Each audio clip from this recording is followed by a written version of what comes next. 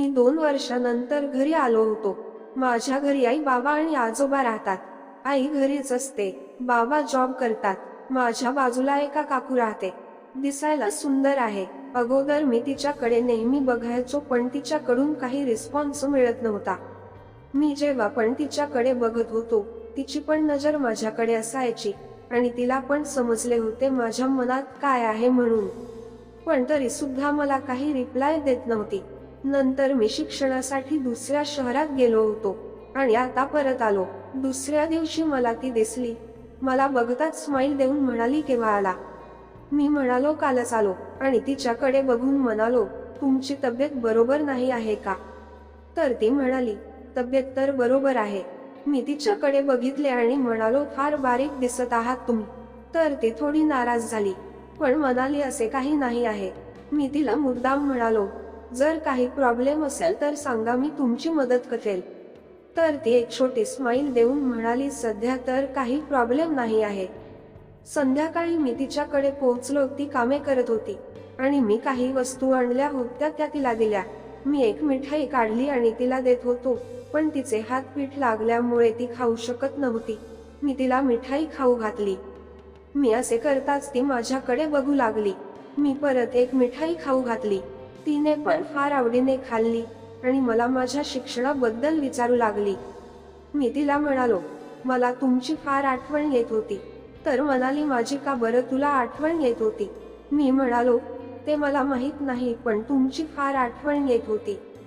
तर ती हसू लागली. आता आमचे बोलणे रोज होत होते आणि त्यामुळे हळूहळू तिचे मन मोकळे होऊ लागले.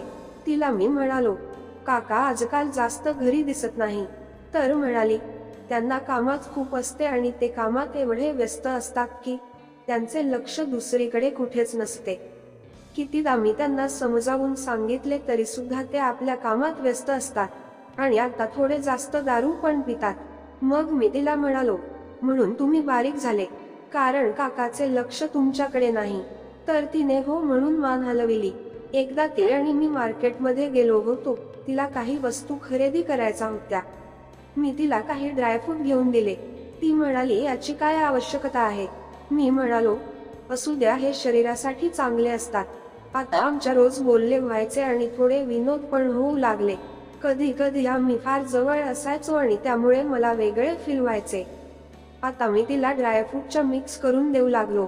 तसेच आमचे फार बोलणे वाढले होते आणि त्यात मी तिची कामात मदत पण करत होतो.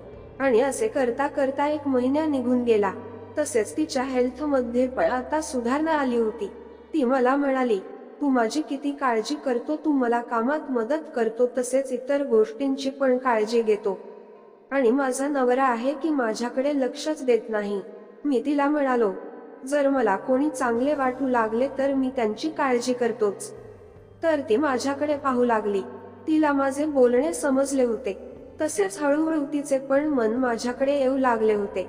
आम्ही फार फार वेळ जवळ बसून गोष्टी करत होतो आणि ती अनेक गोष्टी सांगून आपले मन मोकळे करत होती.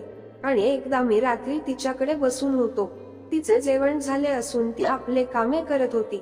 ती आपली कामे संपूर्ण माझ्याकडे आली आणि अगदी माझ्याजवळ बसून म्हणाली, तू आला तेव्हापासून मला फार छान वाटत आहे, नाही तर मी एकटेच राहत होते. मी पण माझा हात आणि तिचा हात आणि म्हणालो, मी आता आहे म्हणून तुम्ही काळजी करू नका. आता आमचे डोळे एकमेकांसोबत बोलू लागले होते. तिच्या पण मनात अनेक गोष्टी लपल्या होत्या, त्या आज तिच्या डोळ्यावरून दिसत होत्या. आम्ही हळूहळू आमच्या त्या सहवासात रमत जात होतो.